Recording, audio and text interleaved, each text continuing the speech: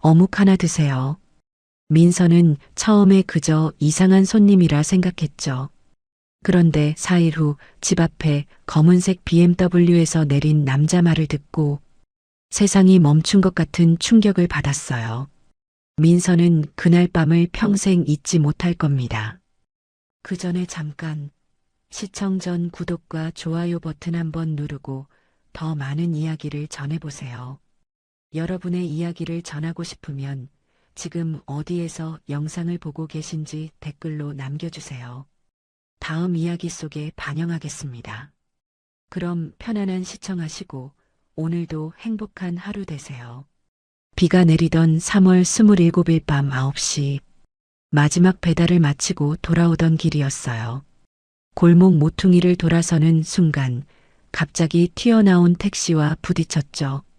오토바이가 미끄러지면서 민서는 아스팔트 위로 내동댕이 쳐졌습니다. 정신을 차렸을 때는 이미 구급차가 와 있었어요. 택시기사는 차에서 내려 다리를 절뚝이며 고함을 질렀습니다. 민서는 멍한 정신으로 그 소리를 들었죠.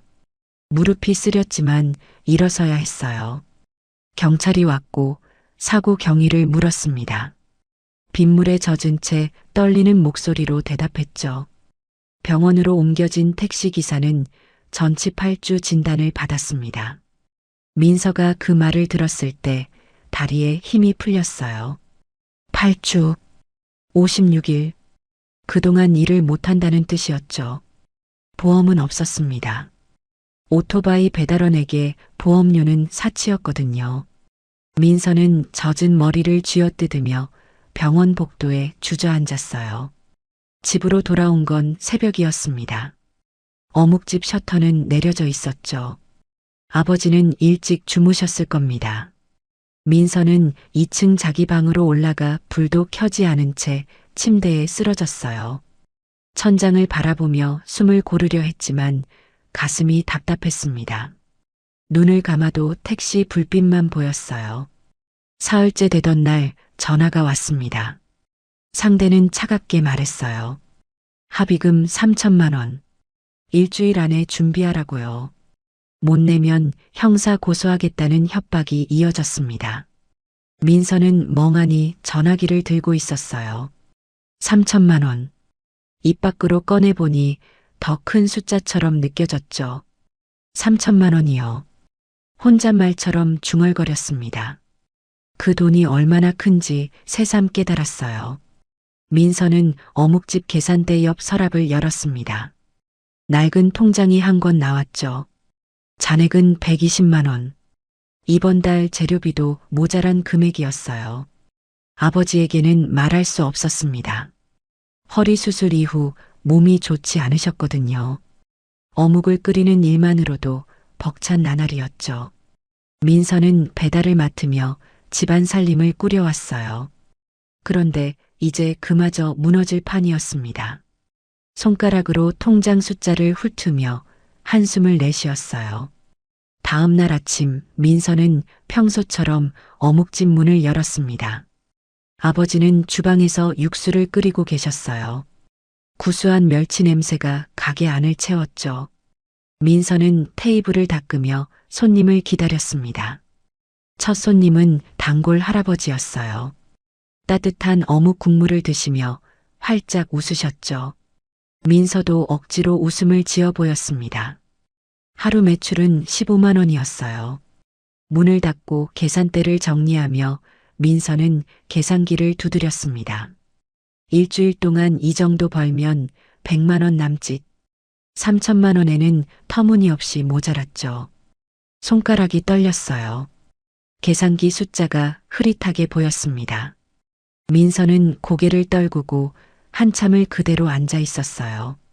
그날 밤 유일한 친구 진아에게 전화를 걸었습니다. 진아는 옆 골목에서 김밥집을 하는 친구였어요. 같은 처지라 서로 의지하며 지냈죠. 민서가 사정을 털어놓자 진아는 한숨을 쉬었습니다. 얼마나 필요한데요? 3천만 원이요. 진아는 말이 없었어요. 김밥집 형편도 넉넉지 않다는 걸 민서는 알고 있었습니다. 잠시 침묵이 흐른 뒤 진아가 조심스럽게 말했죠. 제가 도와드리고 싶은데요. 저희도 이번 달 월세 내기 빠듯해요.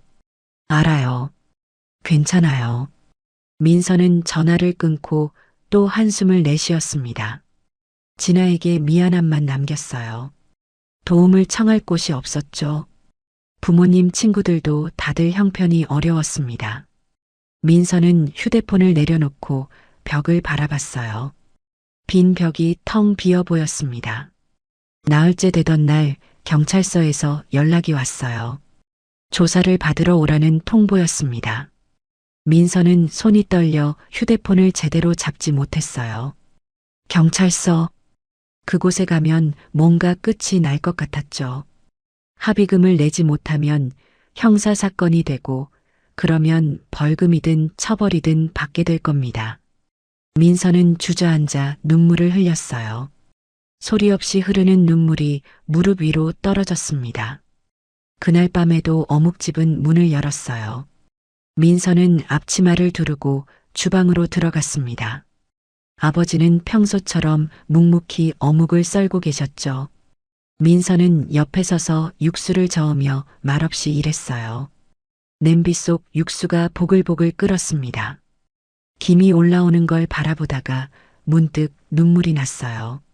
아버지가 눈치채지 못하게 고개를 돌렸죠. 저녁 손님이 몇 명 들어왔습니다. 민서는 웃으며 주문을 받았어요. 어묵 2접시요. 떡볶이 하나요. 손님들은 맛있게 드시며 이야기를 나눴습니다. 민서는 테이블을 오가며 물을 채워드렸죠. 그러다가 주방 안쪽으로 들어가 잠시 벽에 기댔어요. 눈을 감았습니다. 가슴이 먹먹했어요. 문을 닫을 시간이 되었습니다. 마지막 손님이 나가고 민서는 의자를 정리했어요. 테이블을 닦고 바닥을 쓸었습니다. 아버지는 주방 정리를 마치고 먼저 2층으로 올라가셨죠. 민서는 홀로 남아 계산대 앞에 섰어요. 오늘 매출을 세어봤습니다. 18만 원. 그것도 평소보다 조금 많은 편이었어요. 민서는 셔터를 내렸습니다. 발그락 소리와 함께 세상이 차단됐어요. 어두운 가게 안에 혼자 남았습니다. 민서는 계산대에 앉아 머리를 감싸쥐었죠. 3천만 원. 일주일. 경찰서. 그 단어들이 머릿속을 맴돌았어요. 숨이 막혔습니다. 내일도 문을 열어야 했어요. 모레도, 그 다음 날도요. 그런데 그게 무슨 의미가 있을까요? 민서는 냄비 뚜껑을 열어봤습니다. 식어버린 육수가 담겨 있었어요. 김은 이미 사라진 지 오래였죠. 민서는 뚜껑을 다시 닫고 한숨을 내쉬었습니다. 휴대폰이 울렸어요. 모르는 번호였습니다. 민서는 받지 않았어요. 아마 그 사람일 겁니다. 또 재촉할 거예요. 돈 준비했냐고, 언제 줄 거냐고요. 민서는 휴대폰을 뒤집어 놓고 눈을 감았습니다. 귀를 막고 싶었어요. 세상 모든 소리를 차단하고 싶었죠. 그날 밤 민서는 잠들지 못했습니다. 침대에 누워 천장을 바라봤어요. 시계 초침 소리만 들렸습니다. 째깍째깍. 시간은 계속 흘러갔죠. 일주일은 점점 짧아지고 있었어요. 민서는 이불을 뒤집어 쓰고 몸을 웅크렸습니다. 추웠어요. 봄인데도 몸이 떨렸죠. 아침이 밝았습니다. 민서는 일어나 세수를 하고 아래층으로 내려갔어요. 아버지는 이미 주방에 계셨습니다. 오늘도 육수를 끓이고 계셨죠. 민서는 앞치마를 두르고 옆에 섰어요. 아버지가 물으셨습니다. 괜찮아요. 네, 괜찮아요. 거짓말이었습니다. 하지만 아버지께 걱정 끼칠 수 없었어요. 민서는 어묵을 꺼내며 평소처럼 일을 시작했습니다. 손은 움직였지만 정신은 딴 데 가 있었어요. 어묵을 썰다가 손가락을 베일 뻔했죠. 민서는 칼을 내려놓고 한숨을 쉬었습니다. 오늘이 마지막 일지도 몰라요.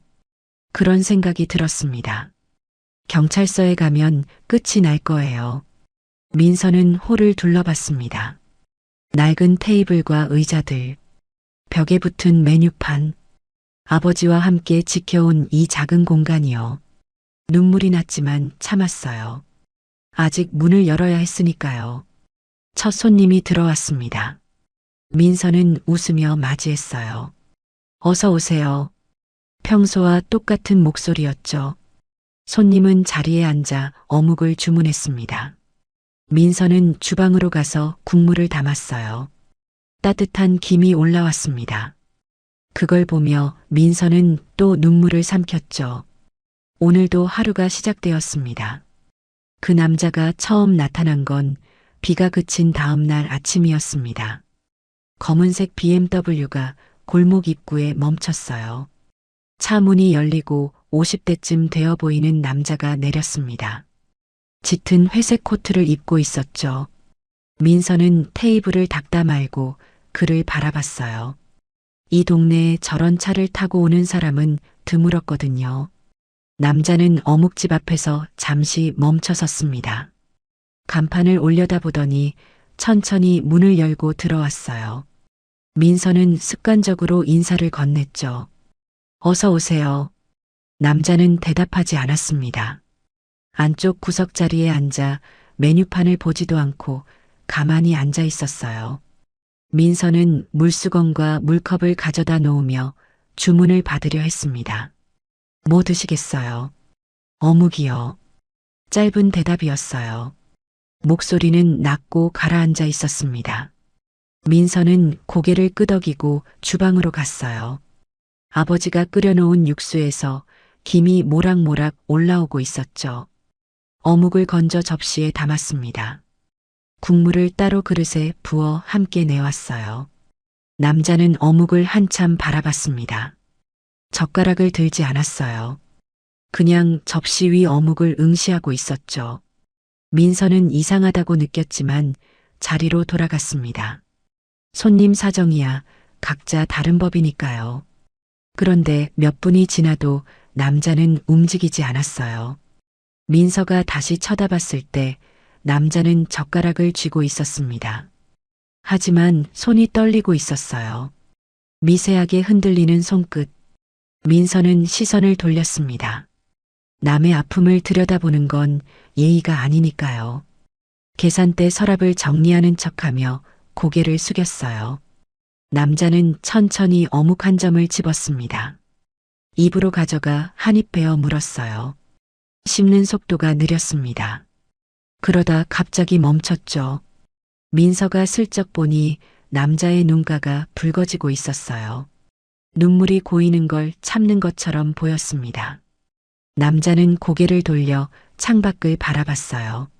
잠시 후 다시 어묵을 먹기 시작했습니다. 한 점, 또 한 점. 천천히 접시를 비웠어요. 국물도 다 마셨습니다. 그리고는 조용히 일어나 계산대로 왔죠. 민서는 금액을 말했어요. 5,000원이에요. 남자는 지갑에서 10,000원짜리를 꺼내 건넸습니다. 거스름 돈을 받지 않고 그냥 나갔어요. 민서는 그의 뒷모습을 바라봤습니다. 차에 올라탄 남자는 한동안 시동을 걸지 않았어요. 운전석에 앉아 핸들을 붙잡고 있는 모습이 보였죠. 민서는 창문을 닦으며 고개를 갸웃했습니다. 다음 날 아침 그 남자가 또 왔습니다. 같은 시간이었어요. 아침 8시 30분쯤 BMW가 골목에 들어서는 소리를 듣고 민서는 창밖을 봤습니다. 어제 그 남자였죠. 똑같은 회색 코트를 입고 들어왔어요. 같은 자리에 앉았습니다. 어서 오세요. 민서가 인사하자 남자는 고개만 끄덕였어요. 말이 없었습니다. 민서는 묻지 않고 어묵을 가져다 놓았죠.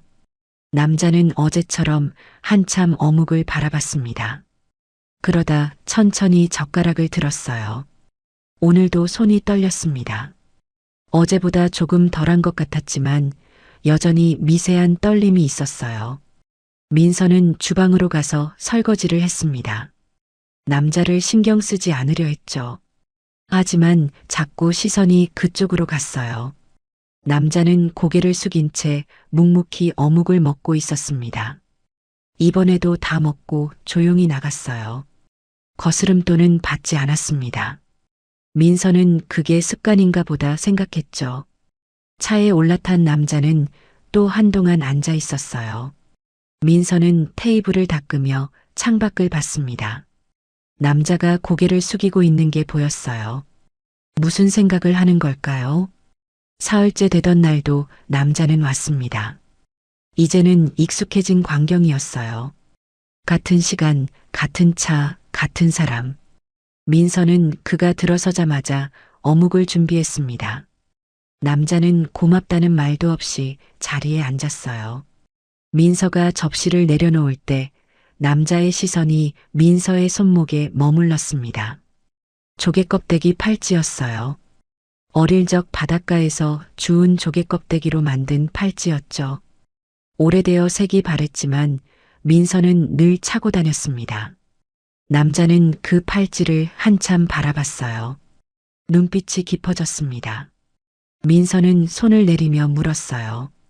뭐가 궁금하세요? 남자는 고개를 저었습니다. 아니요. 그냥요. 짧은 대답이었어요. 하지만 시선은 여전히 팔찌에 가 있었습니다. 민서는 이상하다고 느꼈지만 더 묻지 않았어요. 자리로 돌아가 앉았죠. 남자는 어묵을 먹기 시작했습니다. 오늘은 손이 덜 떨렸어요. 한참 후 민서가 물을 가져다 주러 갔습니다. 남자는 어묵을 다 먹고 국물만 남은 그릇을 앞에 두고 있었어요. 고개를 돌려 창밖을 보고 있었습니다. 민서가 물컵을 놓으려는 순간 남자의 어깨가 떨리는 게 보였어요. 울고 있었습니다. 소리 없이 눈물을 흘리고 있었죠. 민서는 조용히 물컵을 놓고 물러섰습니다. 남자는 재빨리 눈물을 닦았어요. 하지만 붉어진 눈은 감출 수 없었습니다.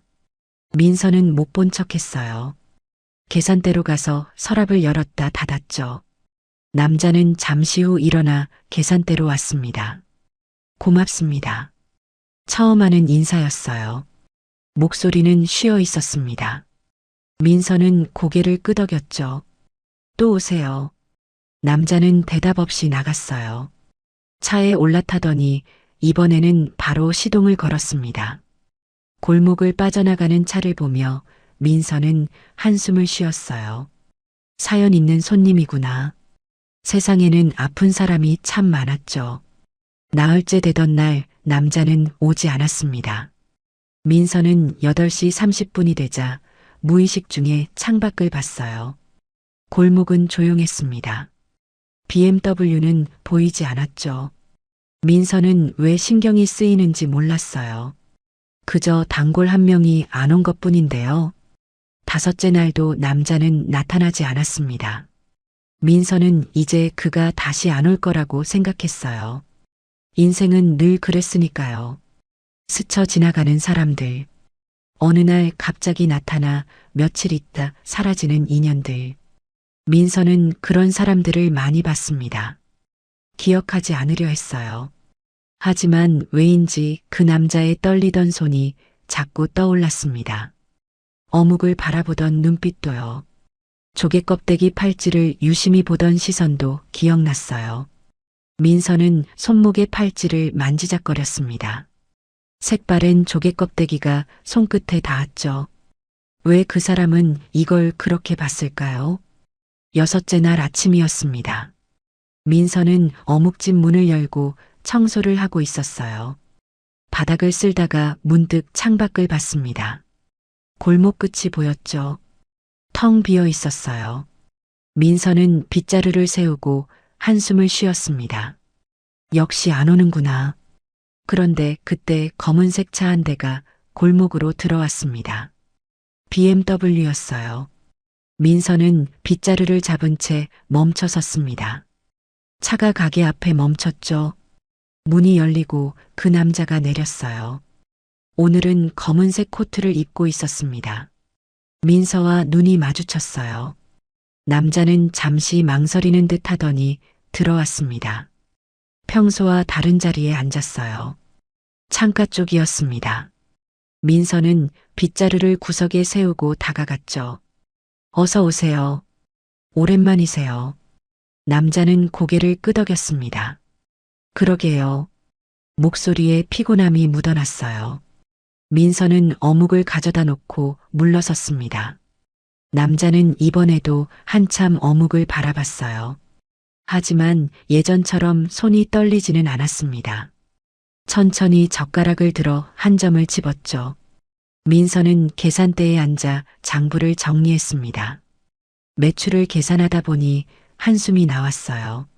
합의금 기한이 이틀 남았습니다. 아직 돈은 마련하지 못했죠. 경찰서에서 또 연락이 왔어요. 내일 오후에 나오라고요. 민서는 볼펜을 쥔 손에 힘을 주었습니다. 괜찮으세요? 남자의 목소리였어요. 민서는 고개를 들었습니다. 남자가 이쪽을 보고 있었죠. 민서는 얼른 웃었어요. 네, 괜찮아요. 거짓말이었습니다. 하지만 손님에게 털어놓을 수는 없었죠.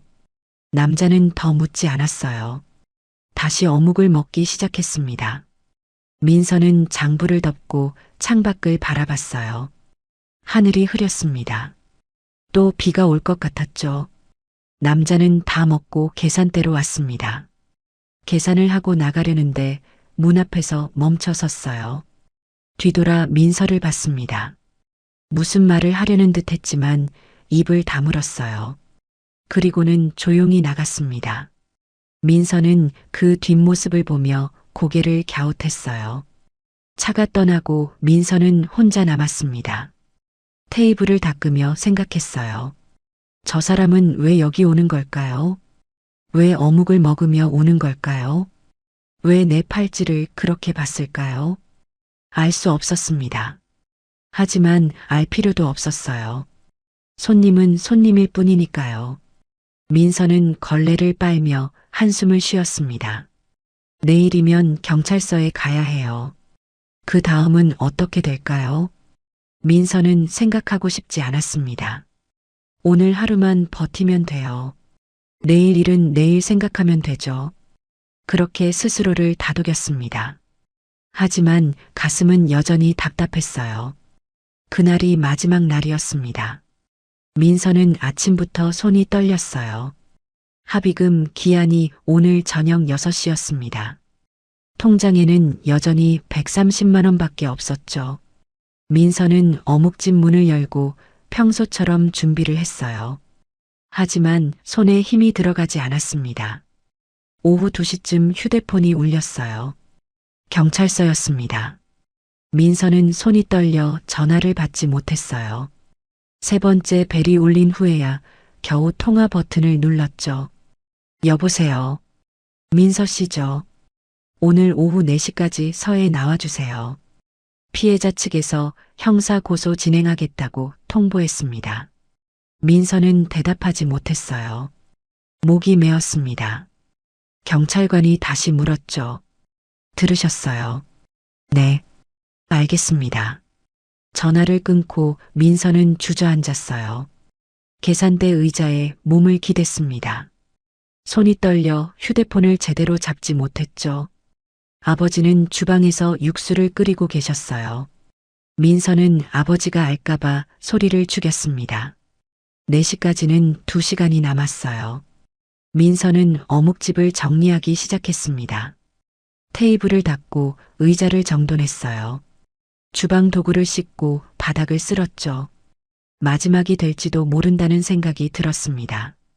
앞치마를 벗으며 한숨을 쉬었어요. 아버지, 잠깐 다녀올게요. 어디 가니? 은행 좀요. 거짓말이었어요. 하지만 아버지께 진실을 말할 수 없었습니다. 민서는 가방을 들고 밖으로 나왔어요. 골목은 조용했습니다. 하늘이 잔뜩 흐려 있었죠. 3시 40분쯤 경찰차 한 대가 골목 입구에 멈춰 섰습니다. 민서는 걸음을 멈췄어요. 경찰관 2명이 내렸습니다. 민서를 보더니 다가왔죠. 민서는 다리에 힘이 풀렸어요. 이제 정말 끝이구나. 눈앞이 흐려졌습니다. 민서 씨 맞죠? 네. 동행해 주시겠어요? 민서는 고개를 끄덕였어요. 그때였습니다. 골목 저편에서 엔진 소리가 들려왔어요. 낮고 무거운 소리였습니다. 민서는 고개를 돌렸죠. 검은색 BMW 한 대가 골목으로 들어왔습니다. 그 뒤로 또 한 대, 또 한 대, 차들이 줄지어 들어왔어요. 총 7대였습니다. 골목이 검은 차들로 가득 찼죠. 경찰관들도 놀란 표정으로 차들을 바라봤어요. 민서는 멍하니 서 있었습니다. 첫 번째 차 문이 열렸어요. 그 남자가 내렸습니다. 어묵집 단골이었던 50대 남자. 오늘은 검은색 정장을 입고 있었어요. 민서는 숨이 멎는 것 같았습니다. 남자는 곧장 민서에게 걸어왔죠. 늦어서 죄송합니다. 차분한 목소리였어요. 민서는 대답하지 못했습니다. 남자는 경찰관들을 봤어요. 저는 강태민이라고 합니다. 이분 일로 왔어요. 경찰관들은 서로 눈을 마주쳤습니다. 강태민이라는 이름을 아는 듯 했어요. 한 경찰관이 조심스럽게 물었죠. 삼성전자 부회장님이십니까? 네, 맞습니다. 민서는 귀를 의심했어요. 삼성전자 부회장, 수천억 대 자산가, 뉴스에서나 보던 사람. 그 사람이 어묵집 단골이었다는 게 믿기지 않았습니다. 다리가 후들거렸어요. 강태민은 휴대폰을 꺼냈습니다. 번호를 누르고 통화 버튼을 눌렀어요. 누군가 받자 짧게 말했죠. 나야. 지금 당장 처리해줘. 잠시 상대방의 말을 듣더니 다시 입을 열었습니다. 민서 씨 사고 건. 피해자한테 합의금 3천만 원 바로 송금하고 고소 취하시켜. 5분 안에. 네, 알겠습니다. 전화를 끊고 강태민은 경찰관들을 봤어요. 곧 확인되실 겁니다. 경찰관들은 어리둥절한 표정이었어요. 한 명이 무전기를 들고 서와 연락했습니다. 잠시 후 놀란 목소리로 말했죠. 지금 피해자 측에서 고소 취하한다고 연락 왔답니다. 민서는 현실감이 없었어요. 이게 꿈인가 싶었습니다. 경찰관들은 서로 얘기를 나누더니 민서를 봤어요. 일단 오늘 동행은 취소입니다. 나중에 연락드릴게요. 경찰차가 떠나고 골목은 고요해졌습니다. 민서는 그 자리에 서 있었어요. 움직일 수가 없었습니다. 강태민은 민서를 조용히 바라봤죠. 뒤에 선 차들에서 사람들이 내렸어요. 모두 정장 차림이었습니다. 비서들인 듯했죠. 민서 씨. 강태민이 불렀어요. 민서는 고개를 들었습니다. 눈이 마주쳤죠. 강태민의 눈빛은 여전히 깊었어요. 하지만 이제는 결심이 서린 얼굴이었습니다. 왜요? 민서의 목소리는 떨렸어요. 강태민은 잠시 침묵했습니다. 입을 열려다 다물었죠. 그러다 천천히 말했어요. 제가 도와드리고 싶습니다. 왜요? 저 모르잖아요. 민서는 혼란스러웠어요. 감사함보다 당혹감이 먼저 왔습니다. 이유도 모른 채 도움을 받는 게 불편했죠. 강태민은 한참을 민서를 바라봤어요. 그 팔찌요. 손목을 가리켰습니다. 조개 껍데기 팔찌였어요. 민서는 손목을 감쌌죠. 이게 뭔데요? 제 딸이 만든 겁니다. 민서는 숨이 멎었어요. 강태민의 목소리가 가라앉았습니다. 25년 전에요.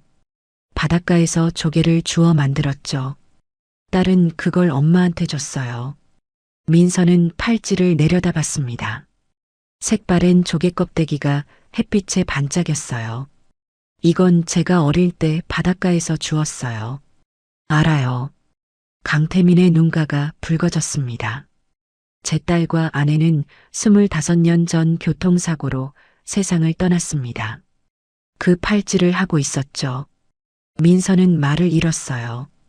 강태민은 계속했습니다. 그날 사고 현장에 어린아이가 있었어요. 겁에 질려 울고 있었죠. 제 아내가 마지막 순간 그 아이 손에 팔찌를 쥐어줬다고 목격자가 말했습니다. 민서는 기억을 더듬었어요. 희미하게 떠오르는 장면이 있었습니다. 비 내리는 도로, 사고 난 차, 누군가 자기 손에 뭔가를 쥐어주던 순간, 민서는 5살이었어요. 그게 저였나요? 네. 강태민은 고개를 끄덕였습니다. 당신을 찾으려고 25년을 보냈어요.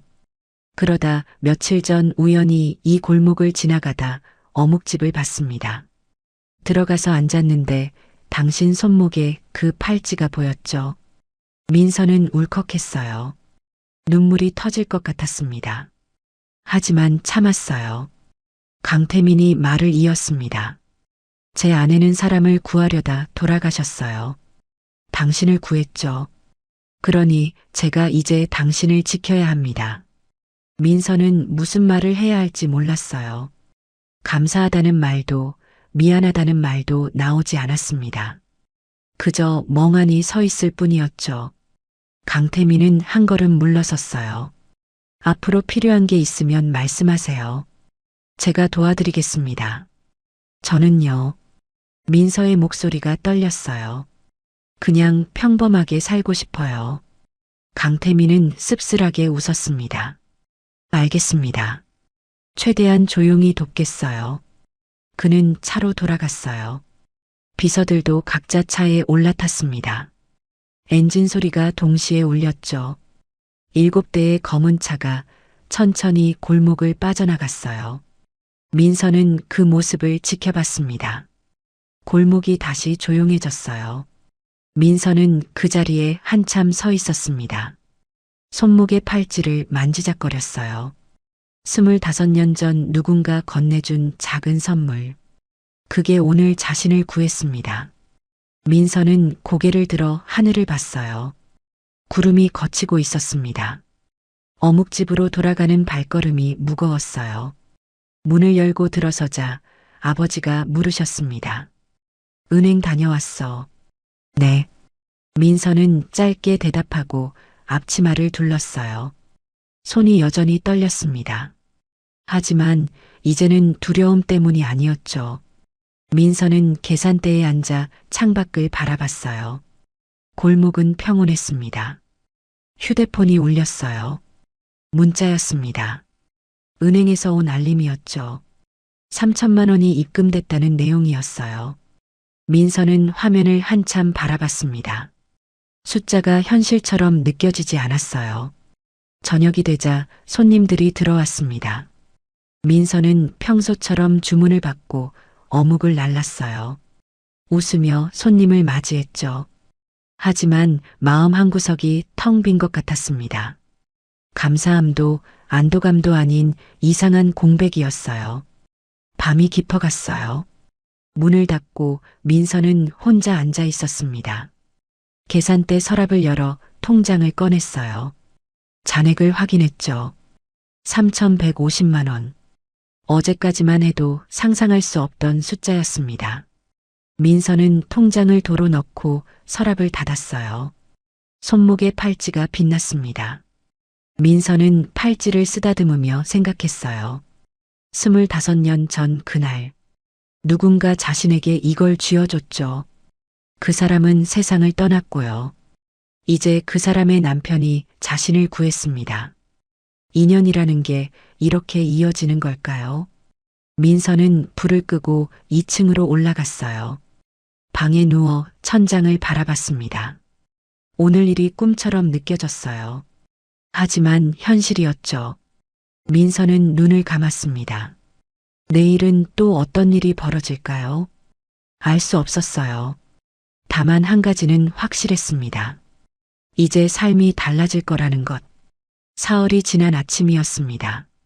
어묵집 문을 열려는데 검은색 세단 한 대가 골목에 멈춰 섰어요. 민서는 손을 멈추고 차를 바라봤습니다. 뒷좌석 문이 열리고 50대 여성이 내렸어요. 깔끔한 정장 차림이었죠. 민서에게 다가오며 고개를 숙였습니다. 민서 씨 맞으시죠? 네. 저는 강태민 부회장님 비서 이복자라고 합니다. 차분한 목소리였어요. 민서는 긴장했습니다. 이복자는 손에 든 갈색 봉투를 내밀었어요. 부회장님께서 전해드리라고 하셨습니다. 민서는 망설이다 봉투를 받았어요. 묵직했습니다.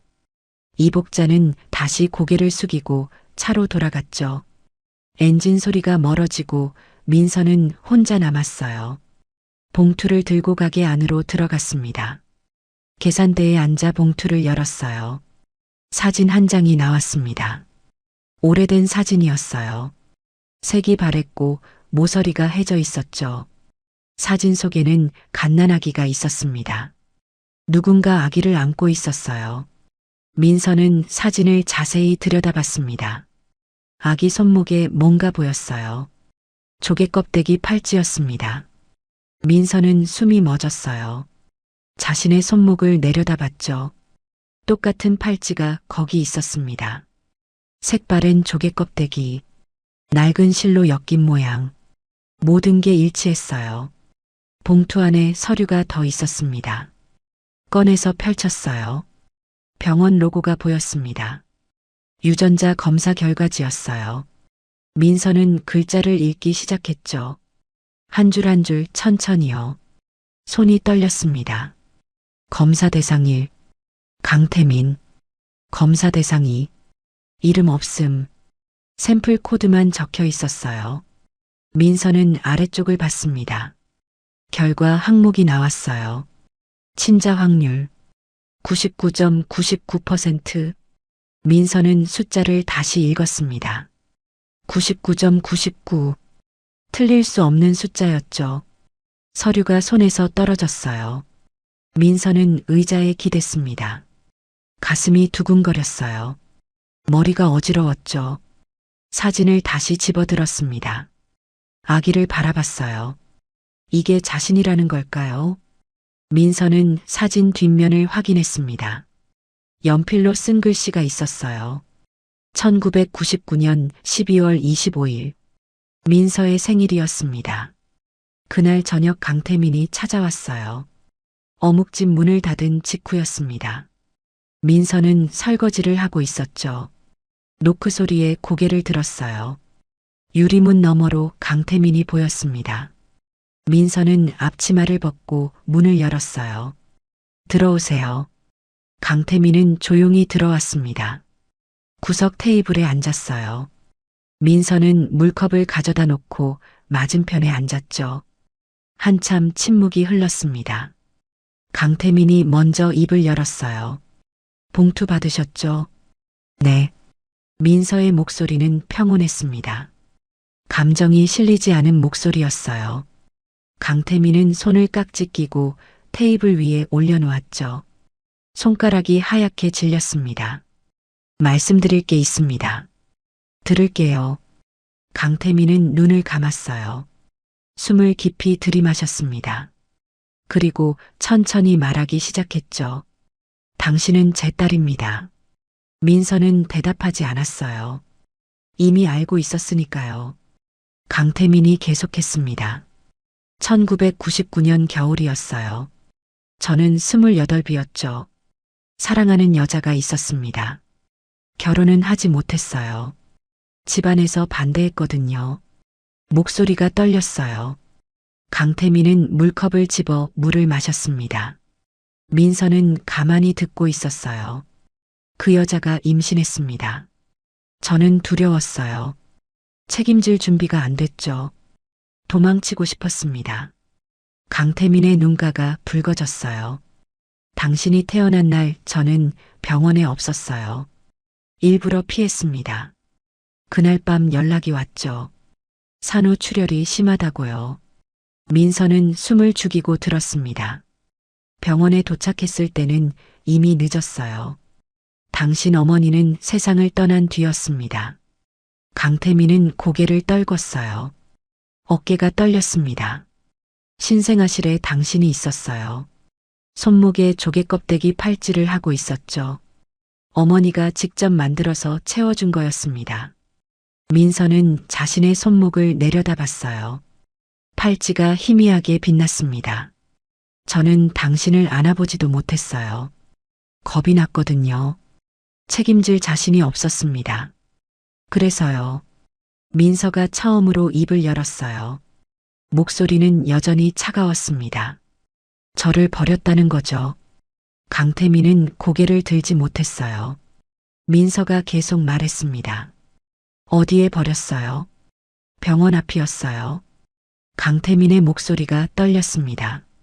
한겨울 새벽이었죠. 당신을 담요에 싸서 병원 입구에 놓고 왔습니다. 멀리서 누군가 발견하는 걸 확인하고 떠났어요. 민서는 웃음이 나왔어요. 쓴웃음이었습니다. 그게 저였군요. 죄송합니다. 사과로 되는 일인가요? 민서의 목소리가 높아졌어요. 강태민은 아무 말도 하지 못했습니다. 민서는 일어섰어요. 어머니는 돌아가시고 아버지는 도망갔죠. 그래서 저는 보육원에서 자랐어요. 알고 있습니다. 알고 있으면 뭐해요? 민서가 소리쳤습니다. 처음으로 감정이 터져 나왔어요. 눈물이 흘렀죠. 29년 동안 저는 부모 없이 살았어요. 누가 저를 낳았는지도 몰랐죠. 성도 없이 자랐습니다. 강태민은 눈물을 흘렸어요. 민서는 팔찌를 만지작거렸습니다. 이것만 있었어요. 이게 전부였어요. 보육원 선생님이 제 손목에 있었다고 하더군요. 그래서 평생 차고 다녔죠. 미안합니다. 미안하다고 다 되나요? 민서는 앉았어요. 다리에 힘이 없었습니다. 강태민도 눈물을 닦았죠. 한참 침묵이 흘렀습니다. 민서가 조용히 물었어요. 왜 이제 와서 나타난 거예요? 평생 찾았습니다.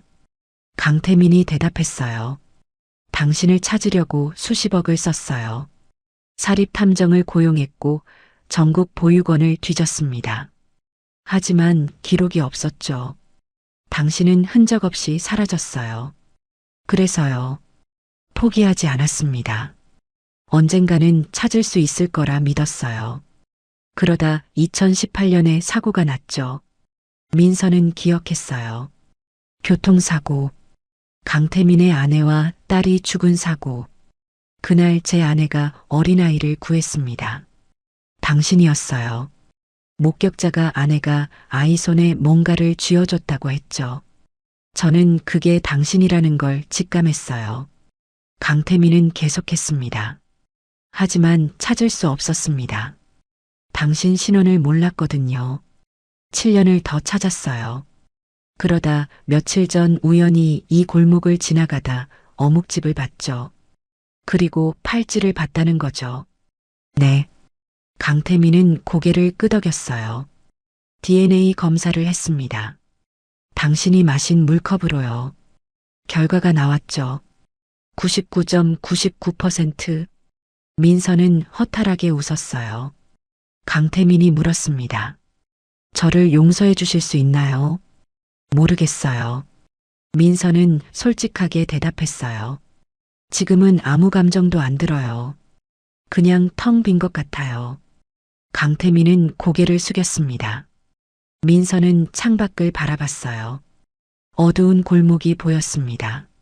한 가지만 물어볼게요. 네. 제 양아버지한테는 어떻게 설명할 거예요?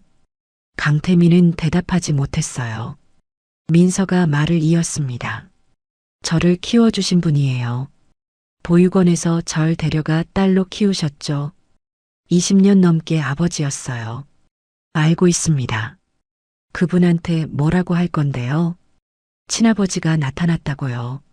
그분 마음은 생각해 보셨어요. 강태민은 입을 다물었어요. 민서는 일어섰습니다. 오늘은 이만 들어가 보세요. 저 혼자 있고 싶어요. 강태민도 일어났어요. 문 앞에서 멈춰서더니 뒤돌아봤습니다. 시간을 드릴게요. 천천히 생각하세요. 민서는 대답하지 않았어요. 강태민이 나가고 문이 닫혔습니다. 민서는 그 자리에 한참 서 있었어요. 눈물이 흘렀습니다. 소리내어 울지는 않았죠. 조용히 흐르는 눈물이었어요. 손목의 팔찌를 만졌습니다. 29년 동안 함께했던 팔찌. 민서는 팔찌를 풀어 손에 쥐었어요. 색바랜 조개 껍데기가 손바닥에 놓였습니다. 어머니가 만든 거였죠. 한 번도 본 적 없는 어머니. 민서는 팔찌를 다시 손목에 찼어요. 계산대에 앉아 고개를 떨궜습니다. 어깨가 떨렸어요. 가슴이 답답했습니다. 숨을 쉴 수가 없었죠. 민서는 테이블에 이마를 댔어요. 눈을 감았습니다. 시간이 흘렀어요. 얼마나 지났는지 몰랐습니다. 민서는 고개를 들었어요. 창밖은 깜깜했습니다. 불을 켜지 않아 가게 안도 어두웠죠. 민서는 천천히 일어났어요. 2층으로 올라가는 계단을 올랐습니다. 방문을 열고 들어갔어요. 침대에 앉아 창밖을 바라봤습니다. 별이 보였어요. 민서는 팔찌를 바라봤습니다. 별빛의 조개 껍데기가 반짝였죠. 내일은 어떻게 될까요? 민서는 알 수 없었어요. 다만 한 가지는 확실했습니다. 이제 삶이 완전히 달라질 거라는 것. 민서는 눈을 감고 누웠어요. 잠은 오지 않았습니다. 강태민이 진단을 받은 건 넉 달 전이었습니다. 말기 췌장암. 의사는 차분하게 말했어요. 6개월에서 8개월. 수술은 불가능하다고 했습니다. 이미 전이가 진행됐죠. 강태민은 진료실에 앉아 창밖을 바라봤어요. 봄꽃이 피어 있었습니다. 그날 밤 강태민은 혼자 서재에 앉았어요. 책상 서랍을 열었습니다. 오래된 사진 한 장이 나왔죠. 갓난아기 사진이었어요. 손목에 조개 껍데기 팔찌를 한 아기. 강태민은 사진을 쓰다듬으며 눈을 감았습니다. 29년. 긴 시간이었어요. 다음 날부터 강태민은 움직이기 시작했습니다. 비서 이복자를 불렀어요. 사무실에서 둘이 마주 앉았습니다. 강태민은 사진을 꺼내 책상 위에 놓았죠. 제 딸을 찾아야 합니다. 이복자는 사진을 들여다봤어요. 강태민이 계속 말했습니다. 1999년 12월 25일생. 병원 앞에서 발견됐을 겁니다. 손목에 이 팔찌를 하고 있었어요. 알겠습니다. 이복자는 고개를 끄덕였어요. 그날부터 수색이 시작됐습니다. 강태민은 모든 인맥을 동원했어요. 사립탐정팀을 고용했습니다. 전국 보육원 기록을 뒤졌죠. 병원 기록도 샅샅이 찾았어요. 한 달이 지났습니다. 결과는 없었어요. 강태민은 초조해졌습니다. 몸도 점점 나빠지고 있었죠. 소화가 안 됐어요. 체중이 빠졌습니다. 얼굴색이 누렇게 변했어요. 이복자가 병원에 가자고 했지만 강태민은 거절했습니다. 딸을 먼저 찾아야 해요. 2달째 되던 날 밤이었어요. 강태민은 회의 중에 쓰러졌습니다. 갑자기 눈앞이 캄캄해졌어요. 바닥에 무릎을 짚었죠. 직원들이 놀라 달려왔습니다. 구급차가 왔어요. 응급실로 실려갔습니다. 의사는 입원을 권했어요. 더 이상 무리하시면 안 됩니다. 하지만 강태민은 이틀 만에 퇴원했습니다. 이복자가 말렸지만 소용없었어요. 강태민은 다시 사무실로 나왔죠. 책상 위에 쌓인 서류들을 보며 한숨을 쉬었습니다. 여전히 딸의 흔적은 없었어요. 사립탐정들이 보고서를 가져왔습니다. 1999년 겨울 서울 지역 보육원 리스트였어요. 총 37곳. 강태민은 하나하나 확인했습니다. 그중 16곳에서 그 시기에 여아를 받았다는 기록이 있었죠. 하지만 모두 출생증명서가 있었어요. 민서는 없었습니다. 다른 지역도 찾아보세요. 강태민이 지시했어요. 탐정들은 경기도로, 충청도로, 전라도로 퍼져나갔습니다. 한 달이 더 지났어요. 여전히 결과는 없었습니다. 강태민은 밤마다 서재에 앉아 지도를 펼쳤어요. 전국 지도에 표시를 하며 찾았죠. 석 달째 되던 주였습니다. 강태민은 또 쓰러졌어요. 이번에는 집에서였습니다. 아침에 일어나려는데 몸을 가눌 수 없었죠. 침대 옆 바닥에 주저앉았어요. 이복자가 발견하고 구급차를 불렀습니다. 응급실에서 깨어났을 때 의사가 옆에 있었어요. 부회장님, 이제 정말 입원하셔야 합니다. 강태민은 고개를 저었어요. 목소리가 나오지 않았습니다. 입술이 바짝 말라 있었죠. 이복자가 물을 가져다 줬어요. 한 모금 마시고 나서야 말할 수 있었습니다. 아직이에요. 이복자는 눈물을 보였어요. 하지만 강태민을 설득할 수 없었습니다. 사흘 후 또 퇴원했어요. 집으로 돌아왔죠. 서재에 앉아 다시 서류를 펼쳤습니다.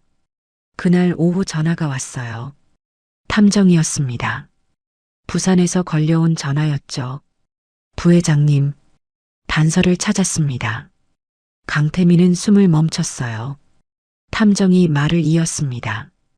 2000년 초 부산 자갈치 근처 보육원에서 여아 한 명을 받았다는 기록이 있습니다. 출생 증명서 없이요. 이름은요. 기록에 없습니다. 하지만 2005년에 입양됐다는 정보가 있어요. 강태민의 손이 떨렸어요. 입양 가정은요. 자갈치 어묵집을 운영하는 가정입니다. 주인 이름은 이철수, 딸 이름은 민서예요. 강태민은 전화기를 꽉 쥐었습니다. 지금 바로 확인해 주세요. 알겠습니다. 이틀 후 사진이 도착했어요. 어묵집 앞에 선 젊은 여성 사진이었습니다. 앞치마를 두르고 미소 짓고 있었어요. 손목에 뭔가 보였습니다. 강태민은 돋보기로 사진을 들여다봤어요. 조개 껍데기 팔찌였습니다. 강태민은 사진을 가슴에 안았어요. 눈물이 흘렀습니다. 29년 만이었어요. 딸을 찾았습니다. 강태민은 한참을 울었죠. 이복자가 옆에 서서 조용히 기다렸어요. 부산으로 갑니다. 강태민이 말했어요. 이복자는 고개를 끄덕였습니다. 다음 날 아침 강태민은 차에 올랐어요. 부산까지는 4시간이 걸렸습니다. 강태민은 창밖을 보며 생각했어요. 뭐라고 말해야 할까요? 사과부터 해야 할까요? 자갈치에 도착했을 때는 오후였어요. 골목을 찾았습니다. 좁은 골목길, 낡은 어묵집이 보였죠. 강태민은 차에서 내려 한참을 어묵집을 바라봤어요. 셔터가 내려져 있었습니다. 아직 영업시간 전이었죠. 옆 김밥집에 들어가 물었어요. 어묵집 언제 여나요? 5시요. 강태민은 고맙다고 인사하고 나왔습니다. 차에 올라타 기다렸어요. 시계를 봤습니다. 3시 30분. 1시간 반을 기다려야 했죠. 강태민은 눈을 감았어요. 가슴이 두근거렸습니다. 5시가 되자 어묵집 셔터가 올라갔어요. 강태민은 차 안에서 지켜봤습니다. 민서가 나왔어요. 앞치마를 두르고 간판 불을 켰죠. 강태민은 숨을 고르며 차에서 내렸습니다. 천천히 어묵집으로 걸어갔어요. 민서가 돌아봤습니다. 눈이 마주쳤어요. 강태민은 멈춰섰습니다. 민서는 낯선 손님을 보듯 그를 바라봤죠. 강태민은 입을 열려다 말았어요. 목이 메었습니다. 그냥 고개를 숙이고 가게 안으로 들어갔어요. 구석 자리에 앉았습니다. 민서가 물수건과 물컵을 가져왔어요. 강태민은 메뉴판을 보지 않고 말했습니다. 어묵이요. 민서는 고개를 끄덕이고 주방으로 갔어요. 강태민은 민서의 뒷모습을 바라봤습니다. 손목에 팔찌가 보였어요. 강태민의 눈에 눈물이 고였습니다. 어묵이 나왔어요. 강태민은 접시를 한참 바라봤습니다. 젓가락을 들었어요. 손이 떨렸습니다. 어묵 한 점을 집어 입에 넣었죠. 씹는 순간 눈물이 났어요. 고개를 돌려 창밖을 봤습니다. 눈물을 닦았어요. 그날부터 강태민은 매일 어묵집에 갔습니다. 같은 시간 같은 자리. 말은 하지 않았어요. 그저 어묵을 먹고 나왔죠. 민서는 이상하게 생각했을 겁니다. 하지만 강태민은 말할 수 없었어요. 뭐라고 해야 할지 몰랐거든요. 사흘째 되던 날 손이 덜 떨렸어요. 나흘째는 민서의 손목을 유심히 봤습니다. 닷새째는 울지 않으려 애썼죠. 하지만 실패했어요. 여섯째 날 강태민은 오지 못했습니다. 몸이 너무 안 좋았거든요. 호텔 침대에 누워 천장을 바라봤어요. 이복자가 의사를 불렀습니다. 진찰 후 의사는 조용히 말했어요. 2달 정도 남으셨습니다. 강태민은 고개를 끄덕였어요. 예상했던 일이었습니다. 이복자는 눈물을 흘렸죠. 강태민은 그녀를 위로했어요. 괜찮아요.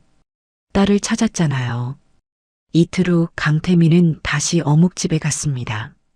민서가 반갑게 맞아줬어요. 오랜만이라고 했죠. 강태민은 평소 자리에 앉았습니다. 어묵을 먹으며 결심했어요. 오늘 말해야겠다고요. 더는 미룰 수 없었습니다. 계산을 마치고 나가려는데 멈춰 섰어요. 뒤돌아봤습니다. 민서가 테이블을 닦고 있었죠. 강태민은 입을 열었어요. 하지만 말이 나오지 않았습니다. 그냥 나왔어요. 차에 올라타 한참을 앉아 있었습니다. 다음 날 이복자에게 봉투를 맡겼어요. 사진과 DNA 결과지가 들어 있었습니다. 이복자가 민서에게 전달했죠. 그날 저녁 강태민은 직접 어묵집을 찾아갔습니다. 문을 닫은 후였어요. 노크를 했습니다. 민서가 문을 열어줬어요. 강태민은 들어가 앉았습니다. 그리고 모든 걸 말했어요. 자신이 친아버지라는 것, 29년 전 도망쳤다는 것, 평생 후회하며 살았다는 것, 이제 2달밖에 남지 않았다는 것. 민서는 차갑게 반응했습니다. 용서하지 않았어요. 당연했습니다. 강태민은 그걸 알고 있었죠. 사과했지만 받아들여지지 않았어요. 강태민은 그날 밤 호텔로 돌아가며 생각했습니다. 남은 2달을 어떻게 써야 할까요? 딸과의 관계를 어떻게 만들어야 할까요? 강태민은 답을 찾지 못했어요. 다만 한 가지는 확실했습니다.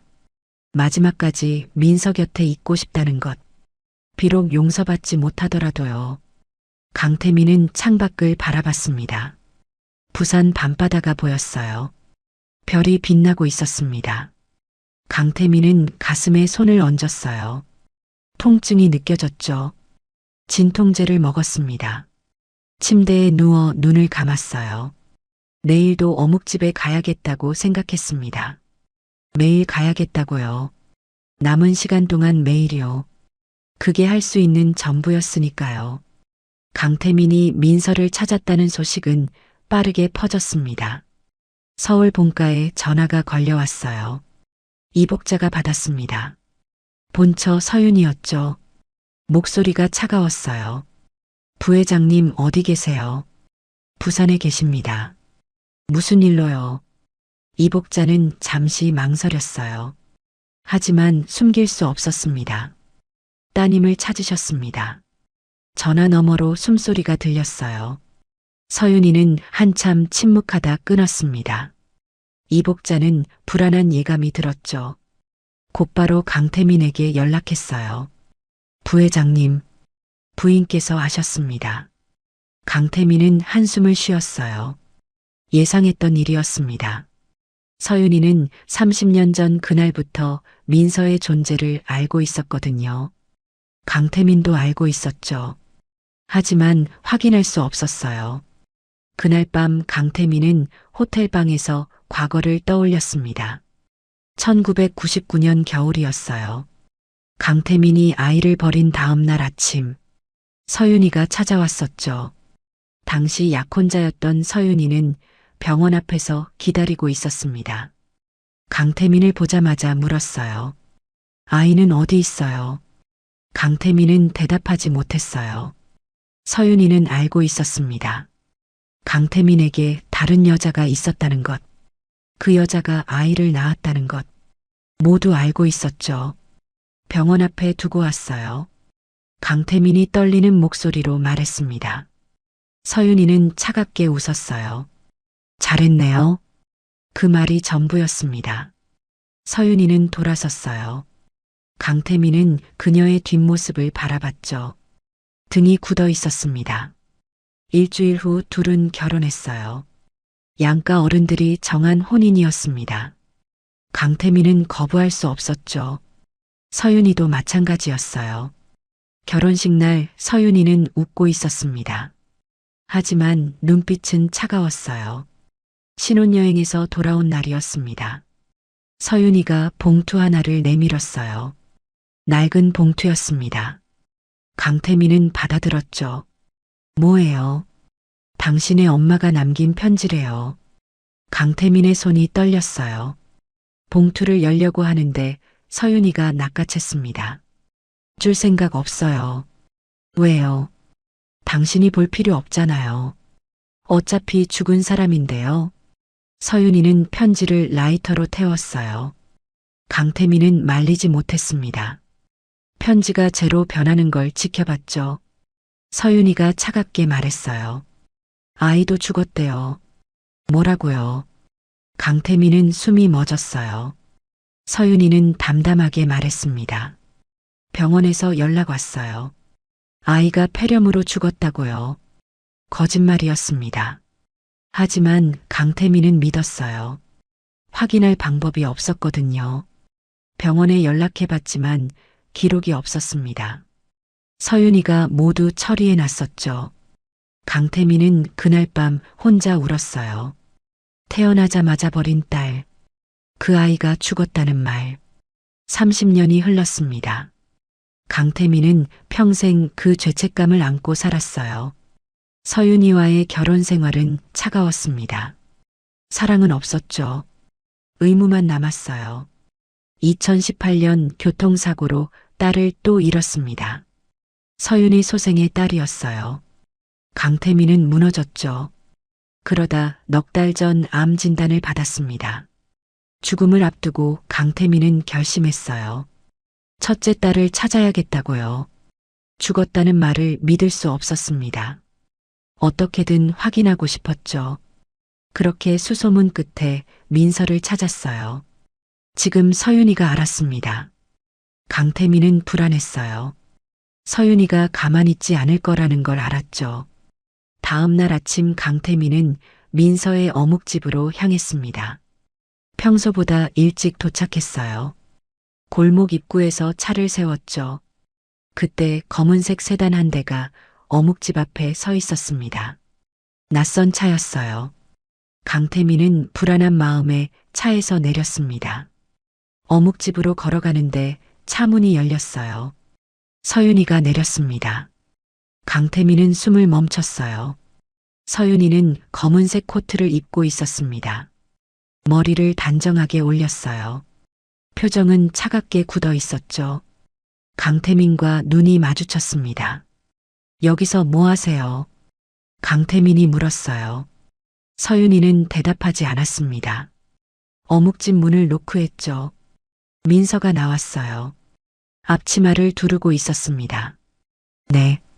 서윤이가 민서를 위아래로 훑어봤어요.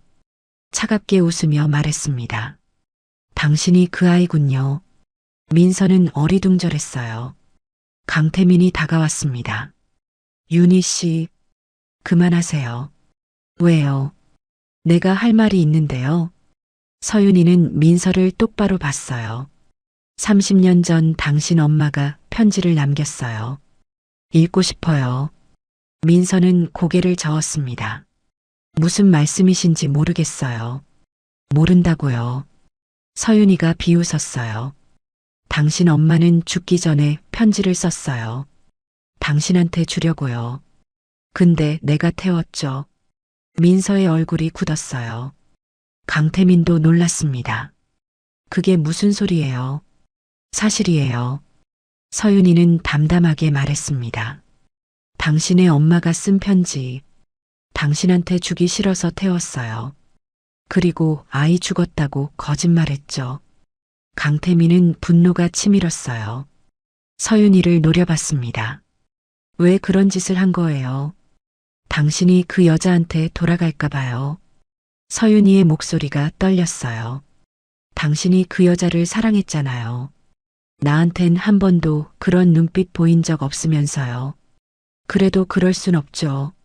할 수 있어요. 서윤이는 눈물을 흘렸습니다. 하지만 곧 닦아냈어요. 민서를 다시 봤죠. 당신 때문에 내 인생이 망가졌어요. 30년 동안 당신 그림자에 시달렸죠. 민서는 대꾸하지 않았어요.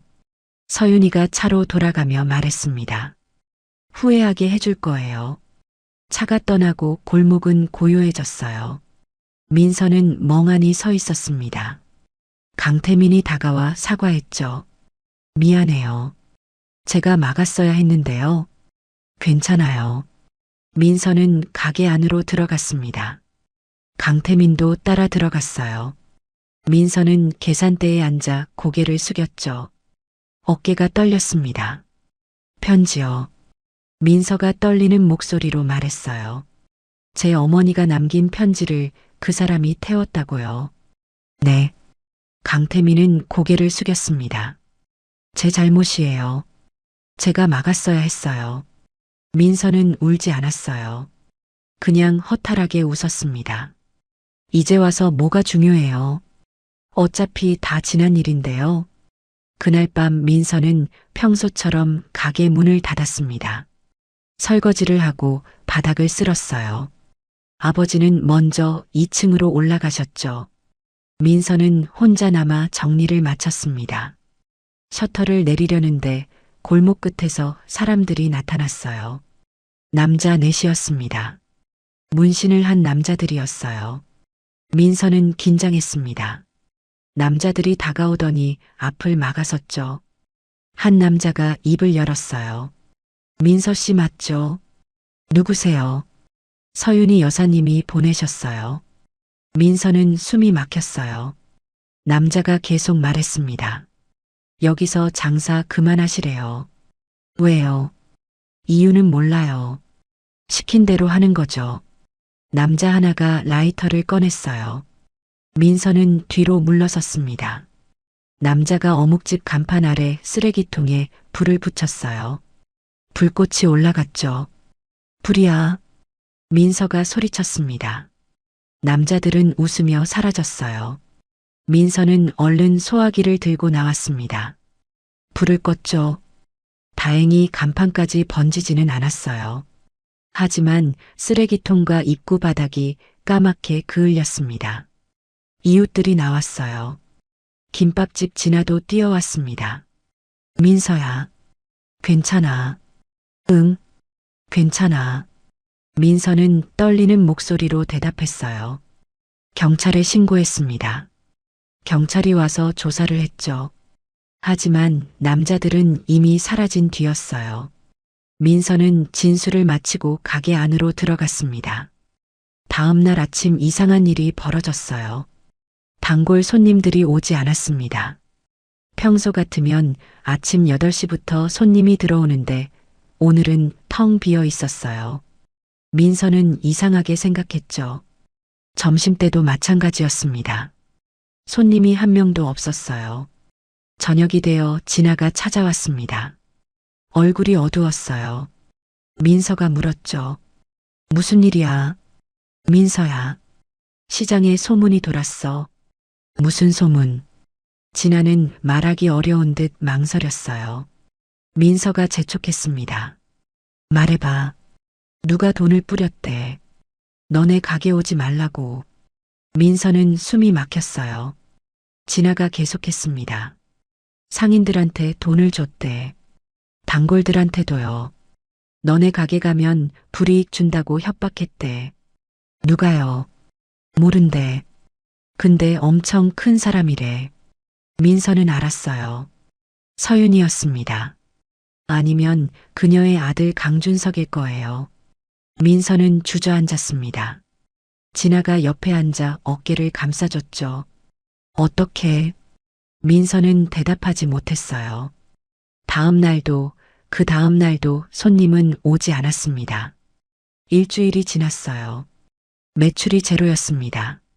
아버지는 걱정스러운 얼굴로 민서를 봤죠.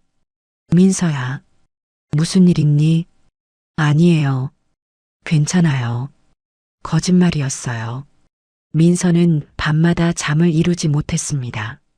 창밖을 보며 생각했어요. 이제 어떻게 해야 할까요? 강태민에게 전화가 왔습니다. 민서 씨, 무슨 일 있어요? 손님이 안 와요. 민서는 솔직하게 말했어요. 강태민은 한숨을 쉬었습니다. 제가 알아볼게요. 아니에요. 괜찮아요. 괜찮지 않아요. 제 가족이 저지른 일이에요. 강태민은 전화를 끊고 이복자를 불렀어요. 조사를 지시했습니다. 이틀 후 결과가 나왔죠. 서윤이의 아들 강준석이 시장 상인들에게 돈을 뿌린 것이 확인됐어요. 강태민은 분노했습니다.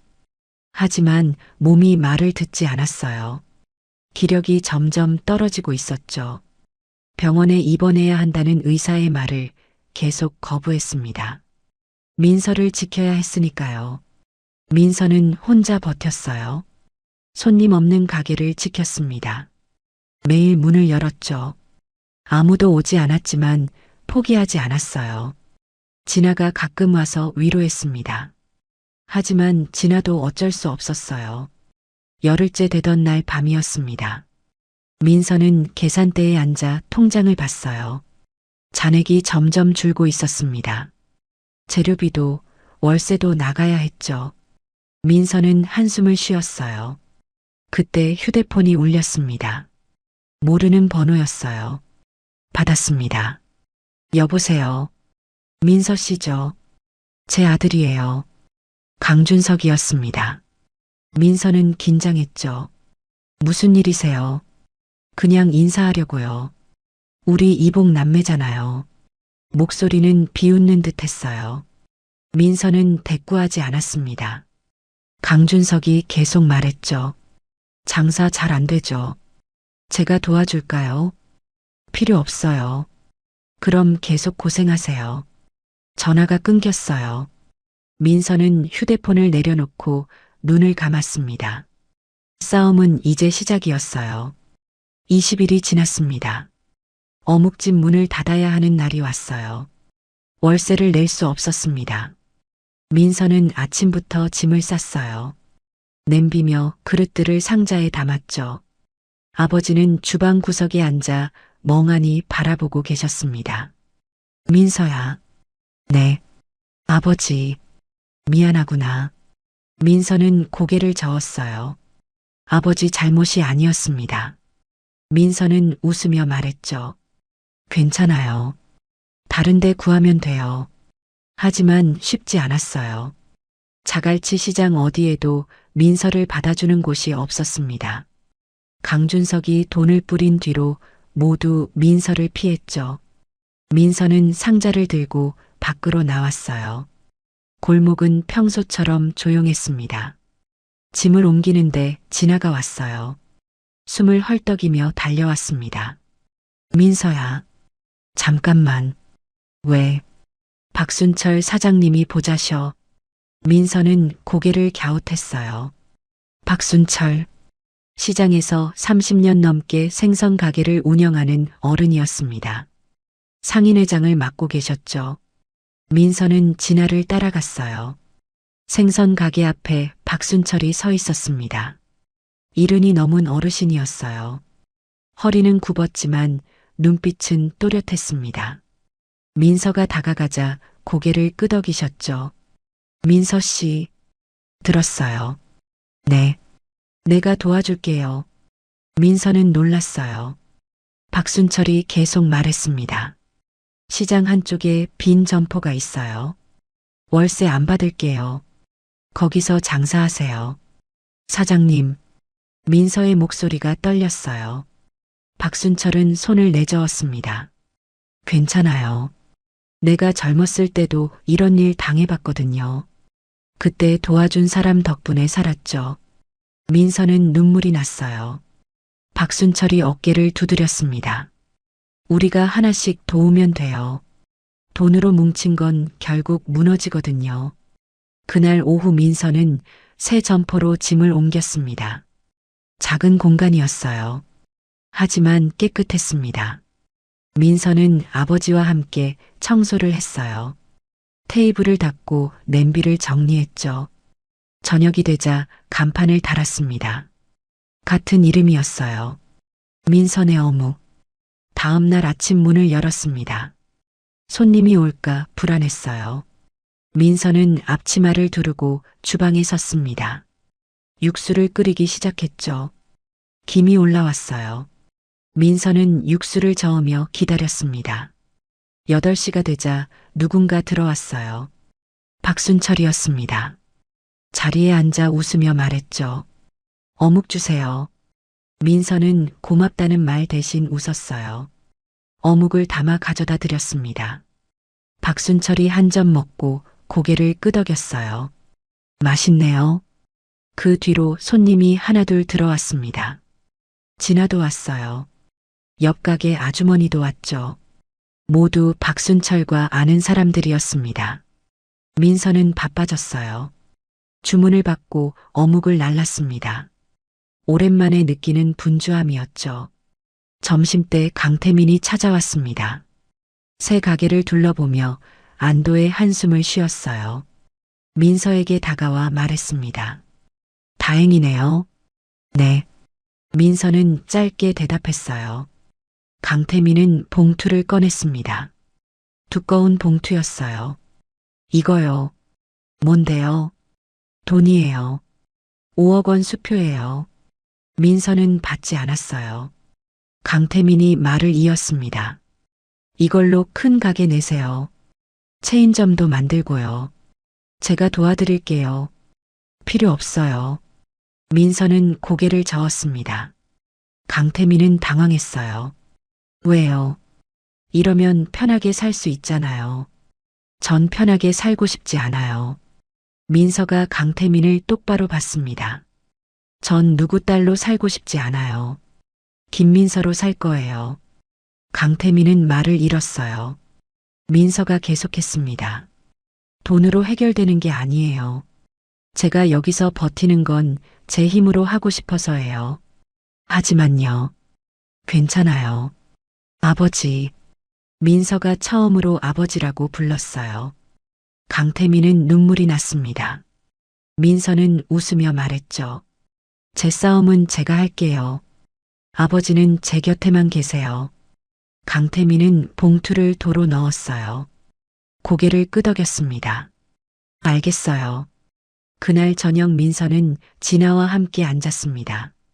문을 닫고 둘이서 맥주를 마셨어요. 진아가 물었습니다. 민서야, 정말 괜찮아? 응. 돈 받으면 편할 텐데. 그럼 내가 아니게 돼. 민서는 캔을 들어 한 모금 마셨어요. 진아가 웃었습니다. 넌 정말 대단해. 아니야. 그냥 내 방식대로 살고 싶은 거야. 둘은 한참을 이야기했어요. 과거도 현재도 미래도요. 민서는 진아가 곁에 있어서 든든했습니다. 진아도 마찬가지였죠. 사흘 후 박순철이 다시 찾아왔습니다. 이번에는 혼자가 아니었어요. 상인 5명이 함께 왔죠. 모두 시장에서 오래 장사한 사람들이었습니다. 박순철이 입을 열었어요. 민서 씨, 우리가 도울게요. 사장님, 돈으로 사람 입 막는 건 오래 못 가요. 우리가 단골들한테 얘기할게요. 여기 와도 된다고. 다른 상인들도 고개를 끄덕였습니다. 한 아주머니가 말했어요. 나도 옛날에 이런 일 당했어. 그때 견디니까 결국 이겼거든. 민서는 감사했어요. 눈물이 났지만 참았습니다. 상인들이 떠나고 민서는 혼자 앉아 생각했어요. 사람이라는 게 이렇게 소중한 거구나. 일주일이 지났습니다. 손님이 점점 늘었어요. 처음에는 상인들만 왔지만 이제는 단골들도 돌아오기 시작했죠. 강준석이 돈을 줬어도 양심이 있는 사람들은 왔습니다. 민서는 그들을 웃으며 맞이했어요. 한 단골 할머니가 말했습니다. 민서야, 미안하구나. 돈 받고 안 왔었어. 괜찮아요. 할머니, 아니야. 미안해. 이제 매일 올게. 할머니는 정말 매일 오셨어요. 다른 단골들도 하나씩 돌아왔습니다. 민서는 바빴어요. 아버지도 건강해 보이셨죠? 둘은 함께 가게를 지켰습니다. 보름째 되던 날 이복자가 찾아왔습니다. 검은색 정장 차림이었어요. 민서에게 서류를 건넸죠. 부회장님께서 전해드리래요. 민서는 서류를 펼쳤습니다. 유언장이었어요. 강태민이 민서에게 재산의 절반을 남긴다는 내용이었죠. 민서는 서류를 접었습니다. 받을 수 없어요. 하지만요. 전 제 힘으로 살고 싶어요. 이복자는 한참을 민서를 바라봤어요. 그러다 서류를 도로 가져갔습니다. 알겠습니다. 부회장님께 전하겠습니다. 그리고요. 민서가 불렀어요. 이복자가 돌아봤죠. 아버지한테 전해주세요. 건강하시라고요. 이복자는 눈물을 보였어요. 고개를 끄덕이고 나갔습니다. 민서는 창밖을 바라봤어요. 하늘이 맑았습니다. 한 달이 지났습니다. 가게는 완전히 자리를 잡았어요. 손님들이 꾸준히 왔습니다. 매출도 예전만큼 나왔죠. 민서는 안정을 찾았어요. 아버지도 웃는 날이 많아졌습니다. 어느 날 저녁 박순철이 찾아왔습니다. 진지한 표정이었어요. 민서와 마주 앉아 말했습니다. 민서 씨, 상인회에서 결정했어요. 뭐요? 강준석이 뿌린 돈을 모두 돌려주기로요. 우리가 그런 돈 받고 싶지 않거든요. 민서는 놀랐어요. 박순철이 계속 말했습니다. 벌써 절반이 넘는 상인들이 동의했어요. 내일 모아서 강준석한테 돌려줄 거예요. 사장님, 민서의 목소리가 떨렸어요. 박순철은 웃었습니다. 돈보다 중요한 게 있거든요. 사람이죠. 다음 날 상인들이 모였습니다. 시장 입구 광장에 모인 상인이 50명이 넘었어요. 모두 손에 봉투를 들고 있었죠. 강준석이 받은 돈을 돌려주는 봉투였습니다. 강준석의 비서가 왔어요. 상인들은 봉투를 건넸습니다. 비서는 당황했죠. 박순철이 말했어요. 우리는 이런 돈 필요 없어요. 가져가세요. 비서는 어쩔 수 없이 봉투들을 받았습니다. 상인들은 박수를 쳤어요. 민서는 뒤에서 지켜보며 눈물을 흘렸습니다. 진아가 옆에서 어깨를 감싸줬죠. 이겼어. 민서야. 응, 이겼어. 그날 밤 민서는 혼자 가게에 앉아 있었습니다. 계산대에 앉아 장부를 정리했어요. 오늘 매출을 계산하며 웃음이 났습니다. 예전보다 더 많았어요. 민서는 장부를 덮고 창밖을 봤습니다. 골목에 불빛이 켜져 있었어요. 휴대폰이 울렸습니다. 강태민이었어요. 민서는 받았습니다. 네. 아버지. 민서야. 괜찮아. 네. 괜찮아요. 장사 잘 되지. 네. 덕분에요. 강태민은 기뻐하는 목소리였어요. 민서도 웃었습니다. 둘은 한참을 통화했어요. 별다른 얘기는 아니었습니다. 그저 일상적인 대화였죠. 하지만 민서는 행복했어요. 전화를 끊고 민서는 손목의 팔찌를 만졌습니다. 조개 껍데기가 손끝에 닿았어요. 민서는 팔찌를 쓰다듬으며 생각했습니다. 어머니도 이렇게 싸웠을까요?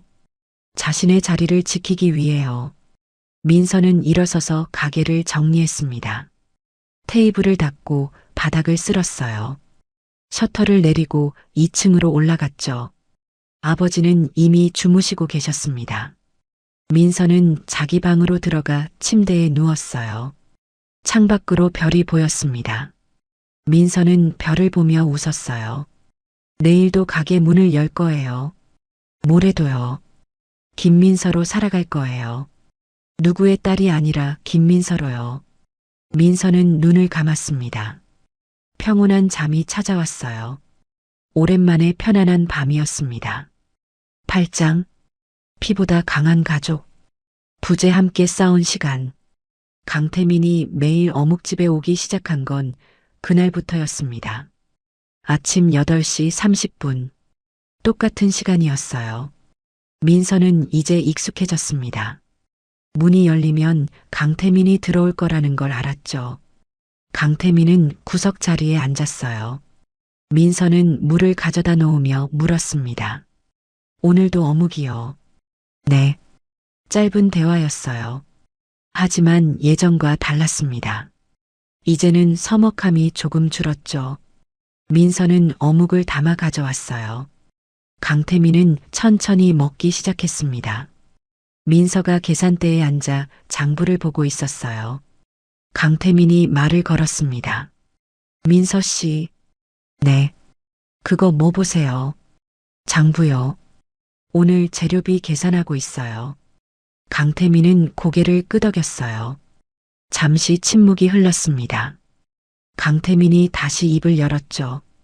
저도 옛날엔 그렇게 했어요. 민서는 고개를 들었어요. 강태민이 계속 말했습니다. 처음 사업 시작했을 때요. 매일 밤 장부 들여다봤죠. 한 푼이라도 아껴야 했으니까요.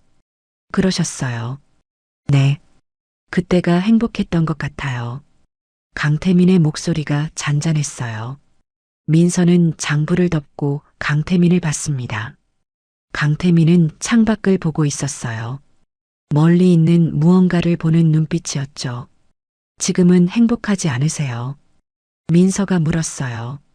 강태민은 고개를 저었습니다. 글쎄요. 돈은 많아졌는데 마음은 텅 빈 것 같아요. 왜요? 중요한 걸 잃어서요. 강태민은 민서를 봤어요. 눈빛이 깊었습니다. 당신 같은 딸을요. 민서는 대답하지 않았어요. 강태민이 어묵을 한 점 더 집어 먹었습니다. 둘은 한참을 말없이 앉아 있었어요. 밖에서 사람들 지나가는 소리가 들렸죠. 며칠 후 강태민이 평소보다 늦게 왔습니다. 10시쯤이었어요. 얼굴색이 안 좋았습니다. 민서는 걱정됐어요. 괜찮으세요? 네, 괜찮아요. 하지만 목소리가 약했어요. 강태민은 자리에 앉으며 숨을 고르고 있었습니다. 민서는 물을 가져다 드렸죠. 강태민이 물을 마시고 나서 조금 나아 보였어요. 요즘 몸이 많이 안 좋으세요? 민서가 조심스럽게 물었습니다. 강태민은 고개를 끄덕였어요. 조금요. 병원엔 가셨어요? 네. 다녀왔어요. 더 묻지 않았어요. 민서는 어묵을 가져왔습니다. 강태민은 평소보다 천천히 먹었어요. 손이 조금 떨렸습니다. 민서는 그걸 봤지만 모르는 척했죠. 일주일이 지났습니다. 강태민은 여전히 매일 왔어요. 하지만 점점 야위어 보였습니다. 민서는 걱정이 됐죠. 어느 날 강태민이 식사를 마치고 일어서려는데 비틀거렸어요.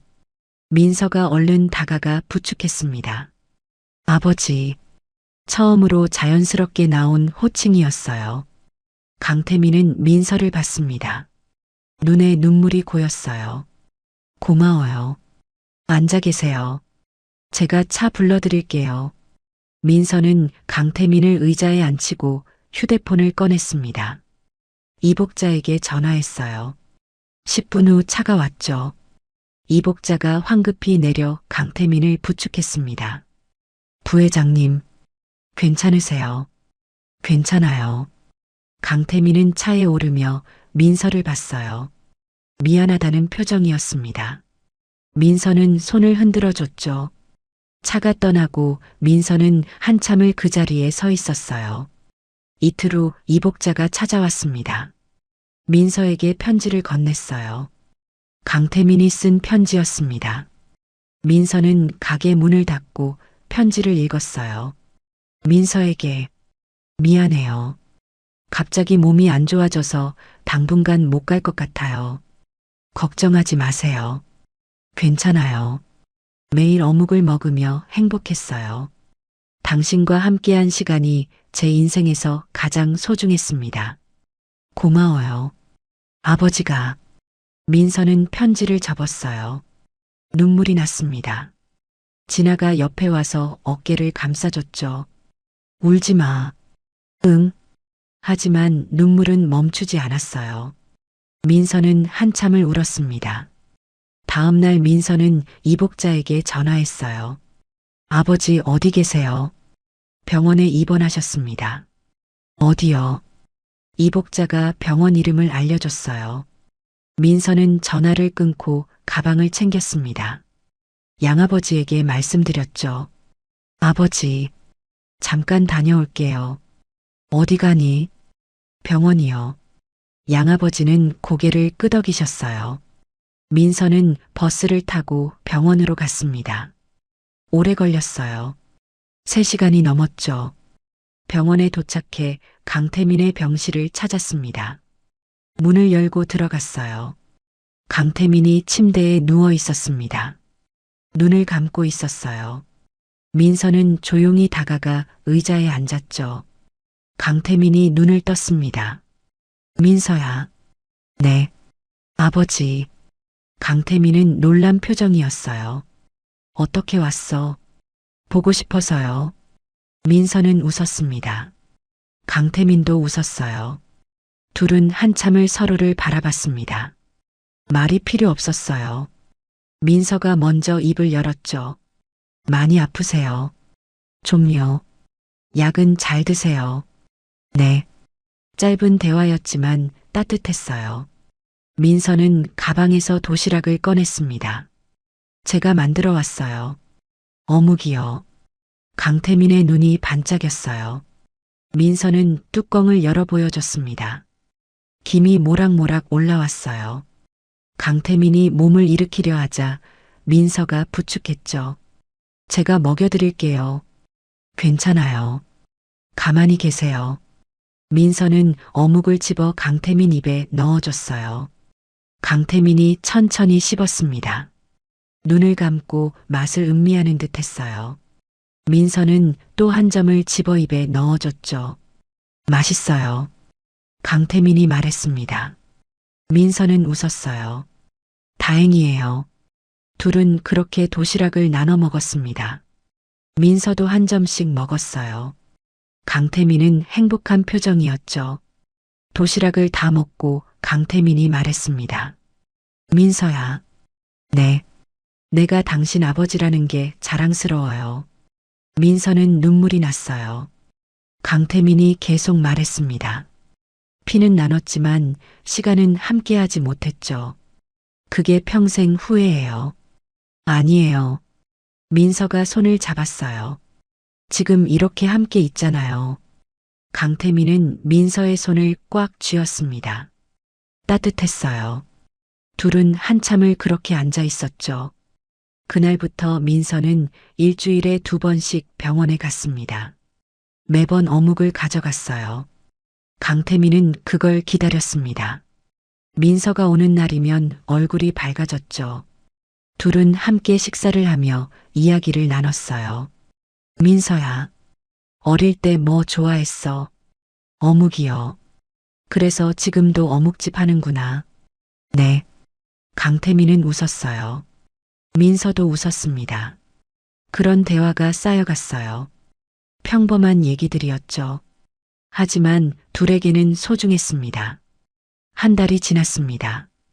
강태민의 상태는 나빠지고 있었어요. 하지만 민서 앞에서는 웃었습니다.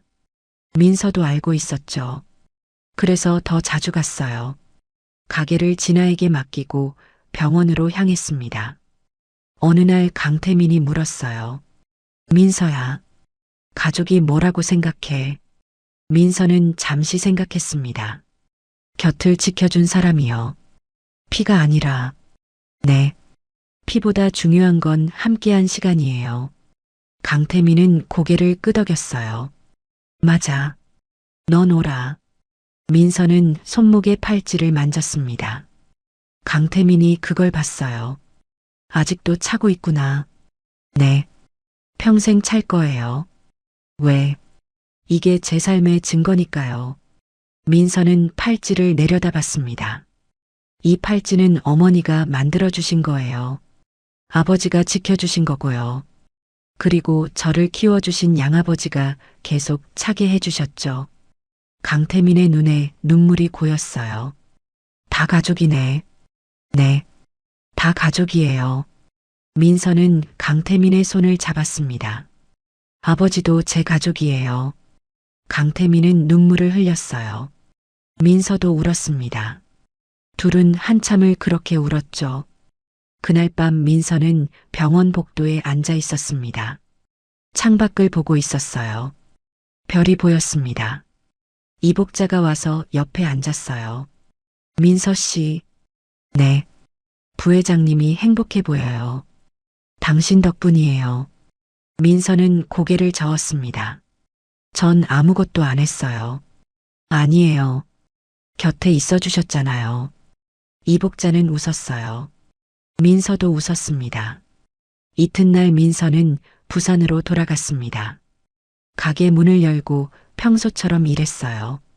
하지만 마음 한구석이 무거웠습니다. 저녁이 되자 양아버지가 물으셨어요. 민서야, 걱정되니?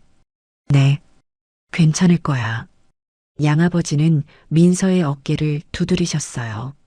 민서는 고개를 끄덕였습니다. 그날 밤 강태민에게 전화했어요.